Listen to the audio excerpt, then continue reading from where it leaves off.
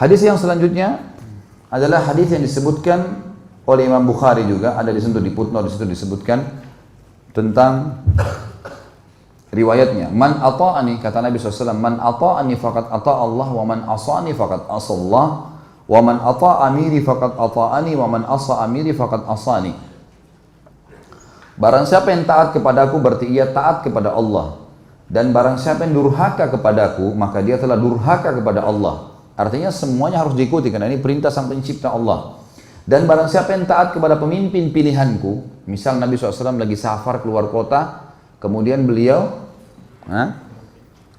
menitipkan Madinah kepada salah seorang sahabatnya, atau beliau mengirim pasukan, ditunjuk salah satu jadi pemimpin perang, maka harus dipatuhi.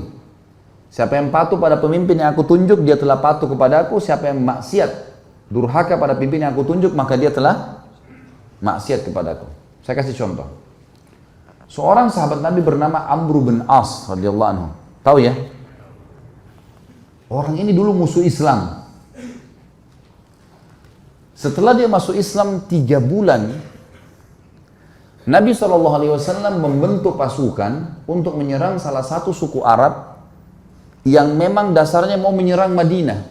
Suku ini suku besar. Amr bin As baru masuk Islam 3 bulan, oleh Nabi SAW dijadikan pemimpin perang. Itu menjadi pimpinan perang, komando perang. Dan di dalam pasukan itu ada Abu Bakar, ada Umar, ada Uthman, ada Ali, ada Talha, ada Zubair, ada sahabat-sahabat yang mulia nih. Tapi Nabi SAW tunjuk Amr bin As. Harus dia jadi pemimpin. Dan pimpinan perang teman-teman kalau sudah ditunjuk, nggak boleh dimaksiati. Dia bilang berhenti-berhenti, makan-makan, pulang-pulang, perang-perang. Harus dipatuhi. Ini sabda Nabi SAW, siapa yang mentaati pimpinan yang aku tunjuk, dia taat padaku. Siapa yang maksiat, maka dia maksiat kepadaku. Teman-teman sekalian, waktu itu pasukan dikirim, tempatnya jauh, musim dingin. Zaman dulu orang kalau musim dingin hangatin diri, dan teman-teman kalau tahu, saya subhanallah waktu hadapin musim dingin di Madinah karena 7 tahun di sana. Kalau musim dingin dan kita pergi ke daerah padang pasir, teman-teman, luar biasa, menusuk ke tulang. Dingin sekali. Sampai di kampus saja, di kampus sudah masuk kota Madinah, banyak bangunannya. Itu kalau kami mau tidur, biasanya saya dulu pengalaman gitu sama teman-teman, selimutnya didudukin dulu. Hangatin dulu. Kalau enggak kayak ditusuk-tusuk sama pisau, panas. Dingin sekali. Apalagi padang pasir nih, luar biasa. Waktu itu dingin sekali. Apa instruksinya Amr bin As? Jangan ada yang nyalakan api. Nggak boleh ada yang nyalakan api. Umar bin Khattab tahu, ini Amr bin As ini, kalau bahasa kita anak kerucu nih. Baru masuk Islam 3 bulan mau ngatur-ngatur gimana nih? Dan dulu musuh Islam ini. Amr bin As ini perlu antum tahu ya radhiyallahu anhu, beliau yang diutus oleh Quraisy ke negeri Habasyah untuk menjemput Ja'far bin Abi Thalib dengan teman-temannya kembali ke Mekah baru untuk disiksa. Tapi dia masuk Islam di tangannya Najasyi. Kaget dia, kok Najasyi raja itu bisa masuk Islam? Akhirnya dia belajar, dia masuk Islam gara-gara itu. Kata Umar, hai Amr, dingin.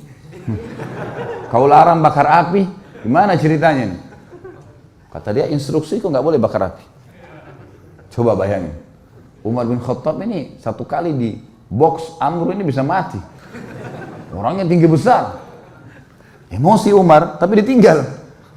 Ke Abu Bakar, ya Abu Bakar, Amr ini nggak, apa ini anak baru kemarin masuk Islam, sudah gini instruksinya gitu.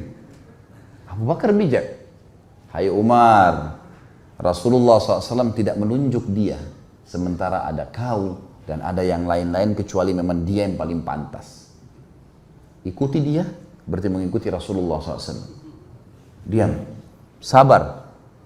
Umar sabar. Besok pagi, menjelang subuh, pimpinan perang teman-teman, itu dia yang harus jadi imam. Gak boleh orang lain. Ada Abu Bakar, ada Umar, ada Uthman, ada Ali, ini penghafal Quran semua ini. Ulama besar, nggak boleh, harus Amr jadi imam. Memang sudah begitu. Hukum syar'inya begitu. Subhanallah, Amr bin As mimpi junub. Ini kisahnya begitu. Amr bin As mimpi junub. Waktu dia keluar, minta dia bawakan air oleh beberapa pasukannya, gitu kan? Umar tanya, kenapa Amr? Dia bilang, saya junub. Gitu kan? Kemudian waktu dia pegang air, dingin. Kata Amr, saya mau tayammum. Saya mau tayammum. Kata Umar, ada air, nggak bisa tayammum. Kata dia, saya mau tayammum. Ini masalah lain lagi. Tadi malam sudah buat orang kedinginan, sekarang ada air, mau tayammum. Ini orang baru masuk Islam, mu'allaf ini. Umar sudah jengkel nih. Abu Bakar lagi. Gimana nih Abu Bakar? Ingat. Ini utusan Rasulullah SAW. Jangan kau bantah. Baiklah. Jadi Amr bin As jadi imam mandi tayammum. Padahal ada air. Ini luar biasa. Ya. Sudah selesai sholat, kata Amr, saya takbir, serang. Takbir, serang. Memang ternyata pasukan ini, kelompok ini, ya, suku ini jumlahnya kalau mereka nyerang Madinah bisa mengalahin Madinah semuanya. Nanti kan kita tahu alasan-alasan Amr bin As dan bagaimana Nabi SAW membenarkan dia.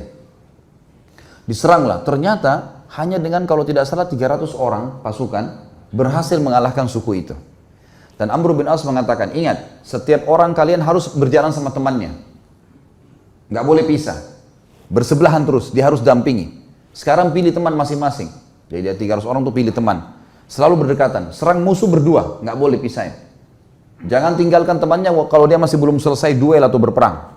Itu instruksinya, karena ini malam, gelap. Baik, pergilah ke sana, perang, dan berhasil menang.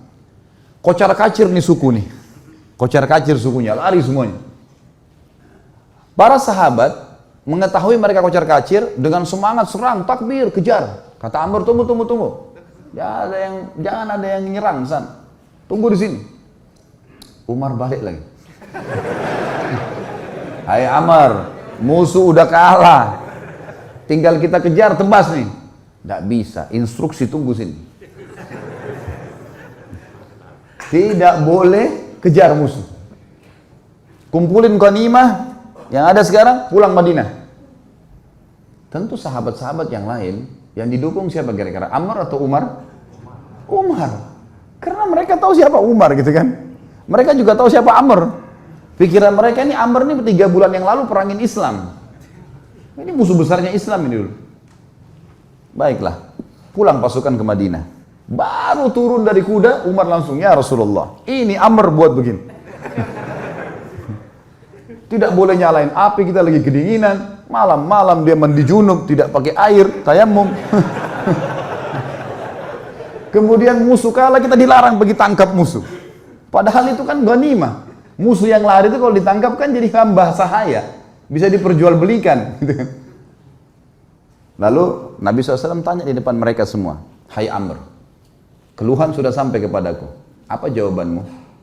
Ya Rasulullah, pasukan suku yang kita serang ini adalah suku yang jumlahnya kalau semua berhasil menyerang Madinah keesokan harinya habis kita nih. Pasukan perang jumlahnya banyak. Kalau kita nyalain api, mereka tahu kita ada, habis 300 orang lawan sekian ribu, gimana caranya? Kata Nabi SAW, benar. Lihat Nabi SAW tidak salah memilih pemimpin nih. Nabi bukan orang bodoh. Wahyu dari langit nih. Yang kedua, kenapa kau mandi junub dengan tayammum? Ya Rasulullah, airnya seperti es. Kalau saya mandi saya bisa sakit, mati. Saya pemimpin. Kalau saya sakit saya pemimpin perang. Instruksi Anda saya pemimpin. Nggak bisa, udara dingin di padang pasir. Maka saya tayammum. Kata Nabi SAW, kau benar. Umar yang tadinya marah, redam. Yang ketiga, kenapa kau biarin orang pergi, nggak ditangkapin? Ya Rasulullah, 300 orang. lawan sekian ribu orang pasukan ini. Kalau kocar-kacir pasukan saya, nyerang sana sini nangkap, kita akan dikalahkan pasti. Mereka bisa tahu jumlah kita, tapi kalau kita ngumpul kelihatannya banyak. Dan target kan ngalahin mereka. Mereka sekarang sudah takut dan mereka gelap tidak tahu jumlah pasukan kita. Ngapain kita nyerang-nyerang sana? Toh ganimanya sudah ada. Target sudah tercapai. Mereka kalah, nggak usah buru-buru itu. Kata Nabi SAW, kau benar. Abu Bakar balik ke Umar. Nah, sudah tahu?